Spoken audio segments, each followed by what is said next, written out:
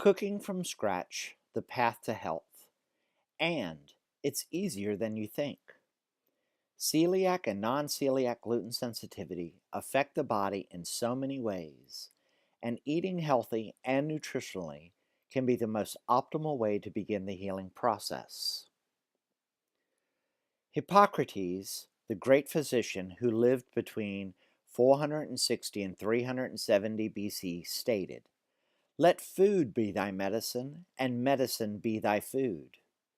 I think we'd all do well to remember these words. It has become so convenient to take the easy way out regarding food. Heat and serve, microwave, prepared, and preserved foods. Now, even those of us who eat gluten free have a broad and growing variety of these convenient, but not necessarily healthy options to choose from. Now, don't get me wrong, I too have some of these foods in my house as well. I use these foods to help me save on time.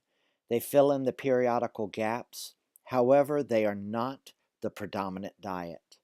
They are not even 25 or 15% of my family's diet. Hello, my name is Chef Vedam Clementi. I am not a dietitian or nutritionist. I am a gluten-free personal chef and a gluten-free cookbook author. My diagnosis led me to this career.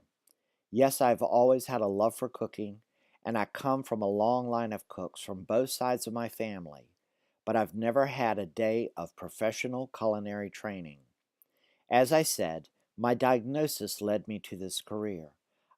A very brief explanation that took place over a course of 25 to 30 years, there were multiple diagnoses and hospitalizations. Then finally, I found an internal medicine doctor who was also a naturopath. She said, "I believe your problems stem from either celiac disease or non celiac gluten sensitivity." She explained that I could have a biopsy or I could go on a gluten free diet, and she was sure that would help. Help doesn't even cover it. Within 5 days, I was so much better, and within 30 days, 95% of my initial problems were gone. Yes, things looked bleak in the beginning, but I was not going to let my diagnosis deny me and my family of the delicious foods that we loved. Yes, I began to do as you do. I began to look at product labels, but I also looked further into them, and I began to follow a simple rule. If I could not read or pronounce the ingredients on the product label, I did not eat it or feed it to my family. I studied and studied. I cooked, I failed, and I succeeded. And now, years later, I want to show you what I came to know, that no matter what your diagnosis is, you can eat deliciously and nutritionally. So let's begin there, shall we? When someone is first diagnosed, for many, the first thing they do is go to the grocery store and begin to look for those products listed as a gluten-free product. I urge you to not do this first. Yes, go to the store to get some staples, but first go home and do some research before you stock your kitchen. Yes, let your diagnosis be your guide through your research. You will not only want to know your diagnosis, but you will also want to know if there are any other food allergies, and you may even want your doctor to test you for vitamin deficiencies. You may also want your doctor to check for skin, bone, or joint deficiencies, and let all of that information be your guide. Food can and will be the beginning of your healing process. Once you know more about what your body needs, then go to the grocery, and if it's too much, reach out for some help. Find a dietitian or nutritionist. Check with your local gluten intolerant group or your doctor for a recommendation. We're talking about your health, and it's worth it. Now you're at the grocery store, and I'm going to urge you to spend most of your time and money along the perimeter of the grocery store. There you will find more items that are naturally gluten-free and better for you. So what are the items that are naturally gluten-free?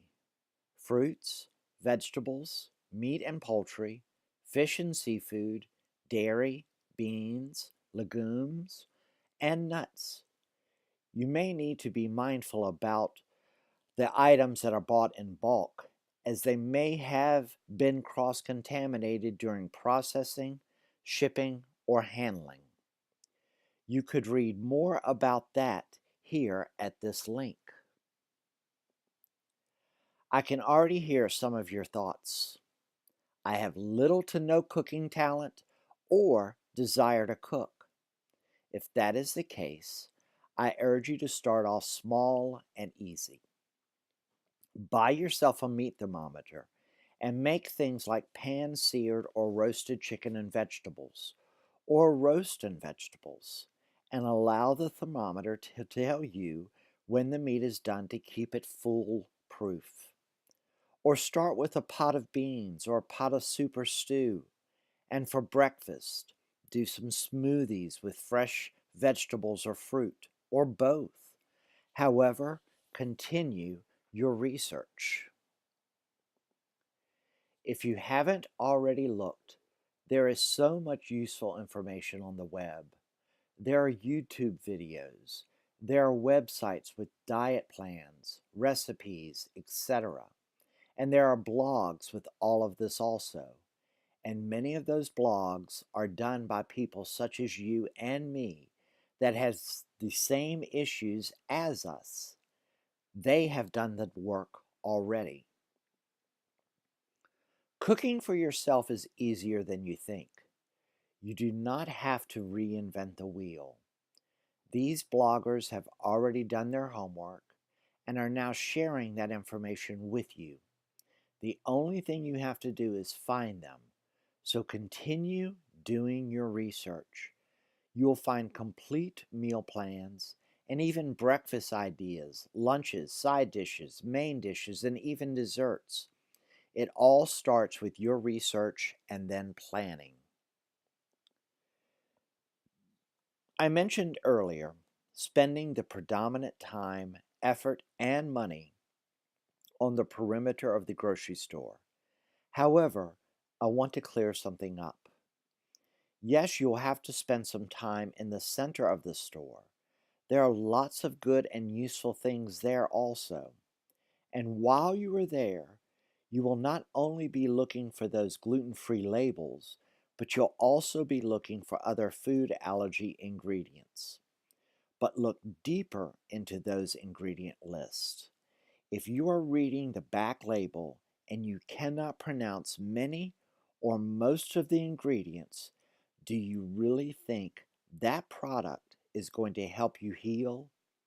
Is that frankenfood going to be your medicine?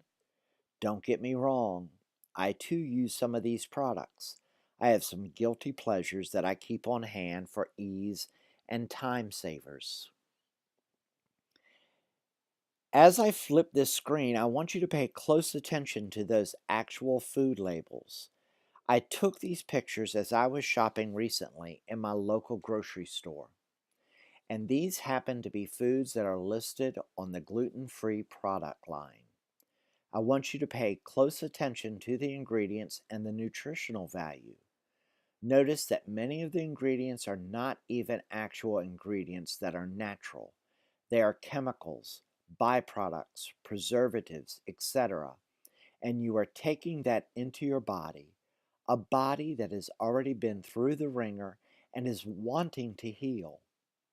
Also, pay attention to the nutritional value.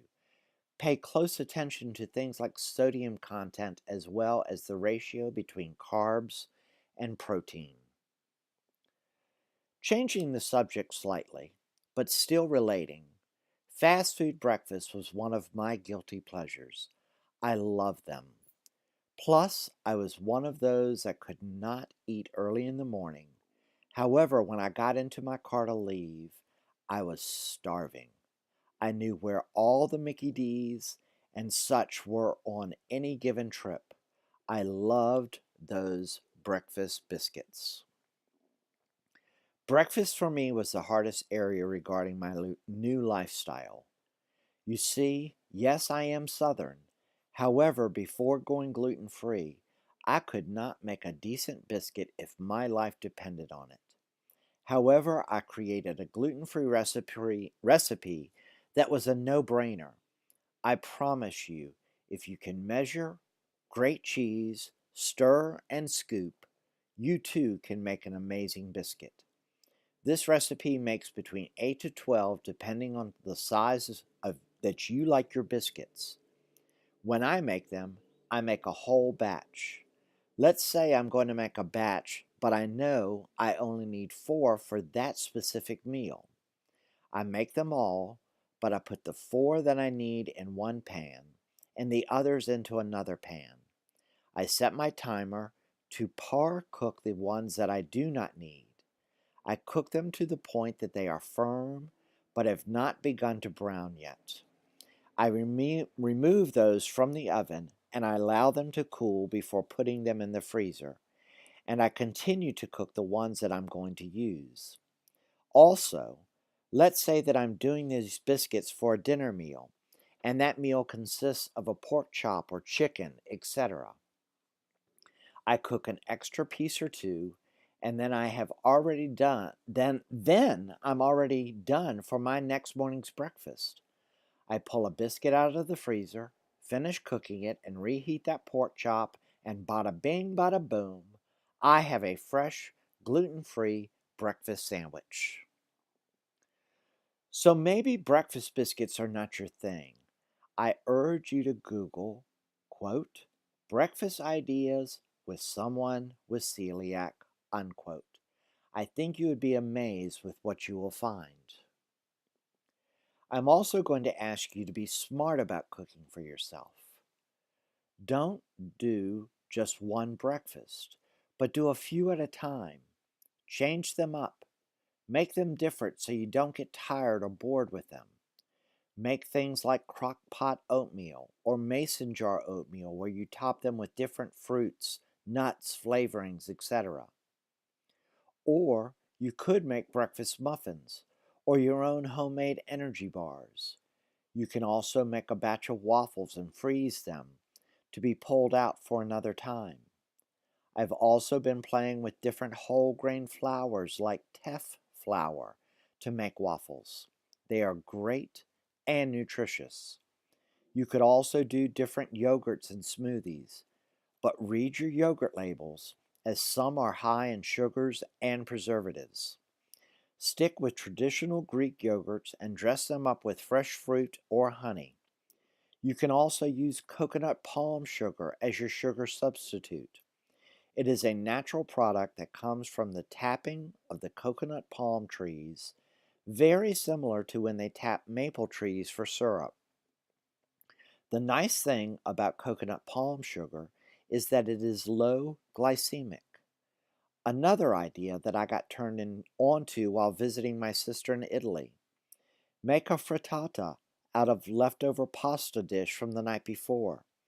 Simply cut up the pasta, doesn't matter what kind, or how it's been flavored.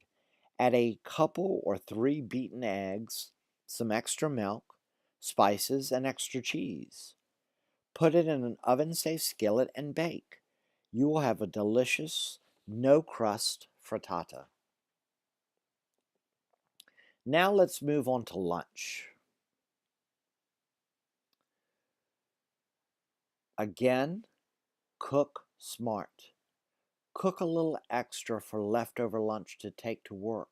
Or when you have some time, cook a big pot of soup, chili, etc., and package it into quart Ziploc freezer bags or freezer boxes.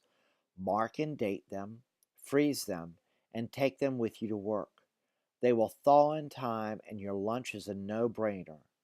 Also, leftover pasta reheated with a little milk, sauce, or water works great for a quick lunchtime meal. Also on Saturday and Sunday, Make a couple loaves of bread. Once cool, slice them, freeze them, and just like my biscuits, if you can measure, dump, mix, and dump, you can make my bread. While the loaves are baking, put some chicken breasts on and make some chicken salad. It can be traditional or dressed up with things like grapes, apples, dried fruits, nuts, or even pesto. What if you don't have time to make the bread? Use lettuce as your bread. You can also change it up with different types of lettuces, such as romaine, butter bib, endive, or even kale. Now, how about dinner? I have come to realize that you can have just about anything that you would ever want or need. It can be quick and easy, or even something special. I post recipes on my website, and so do many other people. Also, don't forget about Google, Facebook pages, etc. There are tons of information and recipes out there. You just have to do the research and planning. Speaking of planning, if you're not doing this already, begin with 2 or 3 nights a week. And if you're already doing some, commit to going to 4 or 5 nights a week. Then comes the shopping. I have to admit to something right here and now. I am not I am not the best planner because I'm not sure what I will want to eat on any given night. So this is how I get around that. I stock the refrigerator, freezer, and pantry with a few items that I enjoy the most, so they are already in the house. Then, when I cook them, I immediately place them on my grocery list on my phone and purchase them the next time I'm there. That way, I always have the basics in the house. For some, you may find it beneficial to make a date with yourself on your calendars to cook on a special night, or make a date with yourself to prepare a few things like soup, beans, breads, chicken, tuna, or egg salads. Also, prepping salads in advance is so easy. Just don't put the dressing on them, as they will get soggy and wilted. Some people find making that date with themselves make them easier to stick to it. Do you think you don't have time or money to do this? Trust me, you are going to pay now or later. The problem with later is you will end up paying more. You will pay lots more with doctor bills, hospitalizations, and prescriptions. So let's go over some basic nutrition information that will help you as you're planning your meals. You will want a balance of protein, vegetables, fruits, carbs, healthy fats, and color changes on your plate. When color changes occur, you are getting a more balanced nutritional outcome. Also, shop seasonally, especially when it comes to fruits and vegetables. They will be fresher, tastier, and more nutritious. Buy what is naturally in season and available and locally grown. Gluten-free diets are often lacking in fiber, calcium, and iron.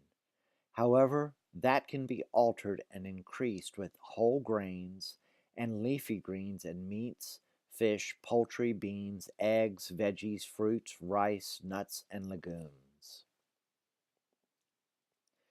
So, what are whole grains? A whole grain is a grain that contains the germ, endosperm, and the bran of the grain, compared to other grains that only consist of the endosperm. It has been processed less. Whole grains are recommended because they are rich in fiber, antioxidants, and minerals such as calcium, magnesium, selenium, and vitamin B6. You can find those whole grains by themselves or made into gluten-free flours, such as brown or wild rice, sorghum, buckwheat, quinoa, amaranth, millet, teff, corn or cornmeal, and some oats. One thing I want to mention here, though, be mindful regarding corn because of the GMOs, and some oats have been cross contaminated while being processed and packaged.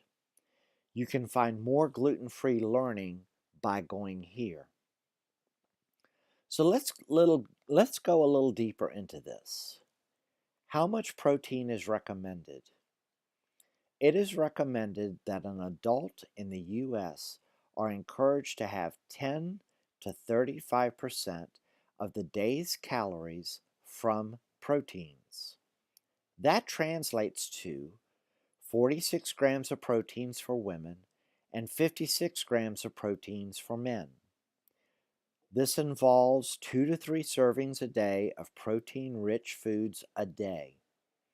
A 3-ounce piece of meat has about 21 grams of protein, and an 8-ounce piece of meat has about 50 grams of protein.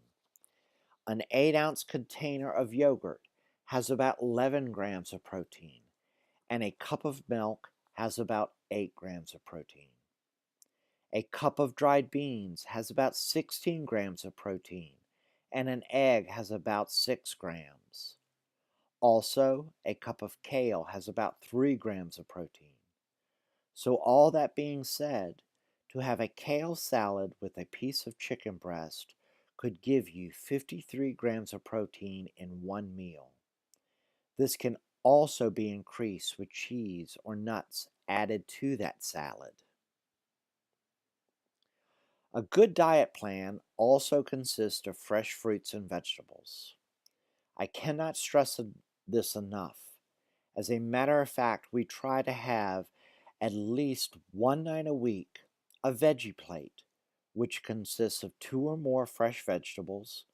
Sometimes it is done as a salad, and other nights I roast the veggies.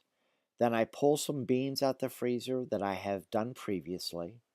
I make some corn muffins, and we have a deliciously balanced and easy meal. Fresh fruits and vegetables are high in vitamins, minerals, phytonutrients, and fiber. It is recommended to eat 5 to 9 servings a day, which translate to 2.5 to 6.5 cups daily. This may change depending on weight, calorie intake, and your level of activity. Now let's go into the famous area that we all love or hate depending on our own situation: carbohydrates. It is recommended on average that 45 to 65% of total daily calories come from carbs, which means 2,000 calorie diet that 900 to 1,300 calories come from the carbs. This ratio may change depending on your own specific dietary needs or the desire to lose weight. Listed below are some of the flours that I use and the nutritional value regarding grams and proteins.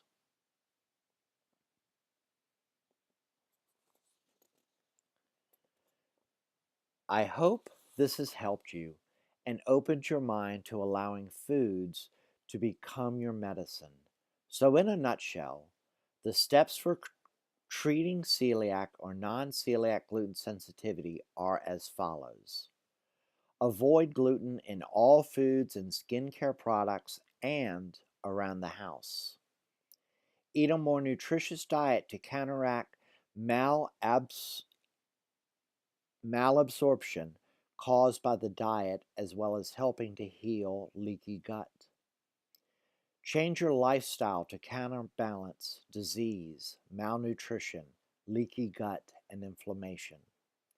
You may also want to begin a regimen of vitamins, herbs, and supplements to counterbalance your diagnosis, but remember to make sure those are also gluten-free. Check your labels. Make sure that your vitamins, herbs, and supplements are also gluten-free. As I said in the beginning of this program, I am not a dietitian or a nutritionist. However, I am a firm believer that good, clean foods can and will help you heal, and that pre-processed, pre-packaged foods as your main diet is not going to truly help you heal. And if you don't want to do this for yourself, here is another website that may help. HireAChef.com is a site where you put in your zip code and up pops personal chefs like myself that are willing to help you out. Now, I'm not sure how many are strictly gluten-free like myself, but I do know enough of them are more than willing to work with you on your gluten-free diet.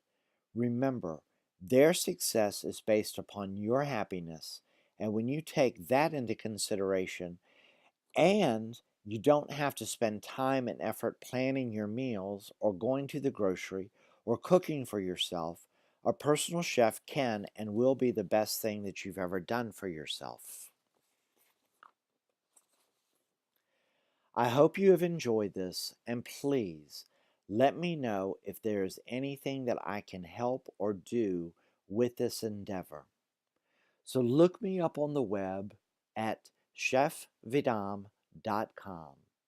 There you will find my cookbook, Vedam's Gluten-Free and Fabulous Recipes from a Southern Gay House Husband, and you will also see the tab for Personal Chef. There you will find the how-tos, how to talk, how to inspire a personal chef. They will go through a complete consultation with you, find out your likes, your dislikes, your allergies, your idiosyncrasies regarding food. They will prepare meal plans for you, email those over to you. Once you have agreed on those meal plans, then a cook date will be set. The morning of that cook date, that personal chef will do the shopping to ensure that your ingredients are as fresh as possible. They come to your home with everything that is needed. They set up, they prepare to cook, they begin to cook, they package your meals in either for the freezer or the grocery. They leave you complete reheating instructions. They clean your kitchen and leave. All that is left is the smell of wonderful food and a clean kitchen. So, look me up on the web at chefvedam.com. You can email me at vedam@chefvedam.com, or you can call me at 678-754-2438. I look forward to hearing from you, and I really hope that you have enjoyed this program. So until we speak, take care. Thank you. Bye-bye.